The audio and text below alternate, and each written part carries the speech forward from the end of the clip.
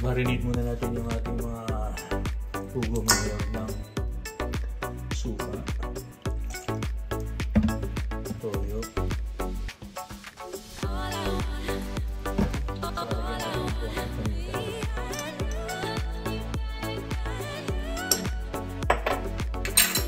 pag-iisa natin lalagyan natin marinate ko na ito ng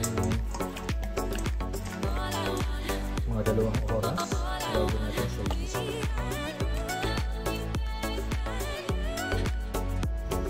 Ngayon yung pakukuluan natin. Ito yung ating minarinate na pugo kanina. May katigasan kasi ang mga pugo eh. Ngayon lalagyan natin siya ng laurel, bawang at sibuyas.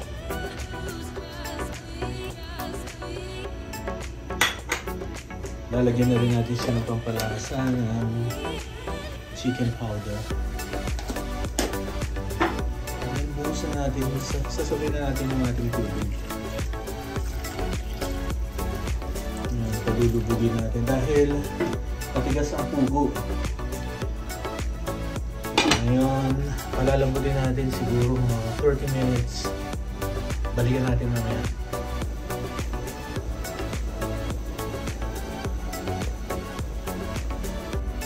O mga yob, ito na yung ating pinalambot na mga pugo. Hindi ko na pinakita sa video. Ngayon, magigisa na tayo. Meron tayong bawang sibuyas. Sabayin na natin.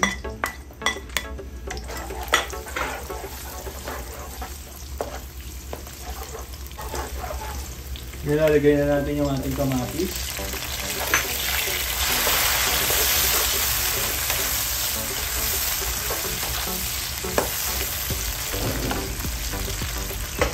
Takpan natin para madaling maluto yung kamatis.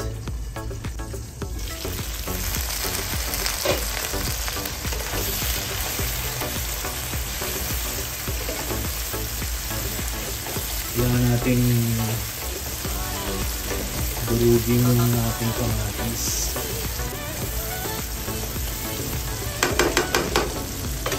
Ngayon, lagyan natin ng konting toyo. Konti pa. Okay. Konting suka. Yan. Tapos yung paminta natin.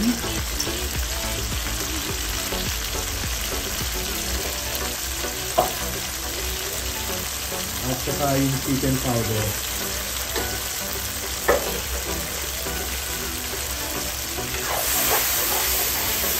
Haluin. Konting kulo pa.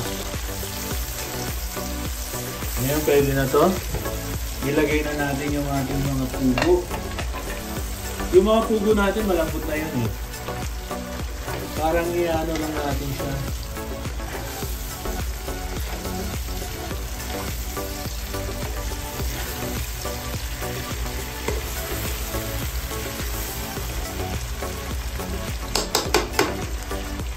Lagyan natin ng konting tubig. And then takpan lang natin. 2 minutes. So mga yob, ito na yung ating pugo. Yan, luto na yan. Turn off na yung ating kalan. Ang ating may wagang plato. So ito na sila.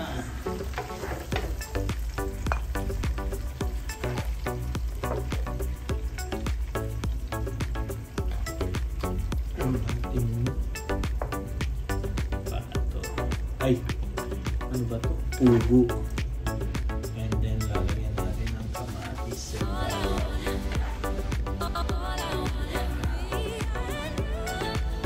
Oops. Ito na yung ating pugo. Maladobong pugo. Invento ko lang to. Para lang siyang adobo. Anyway, thank you for watching. Sana subaybayan nyo pa rin yung aking mga video. Nabubulol na ako kasi ang lamig sa labas. Okay, thank you so much. Bye!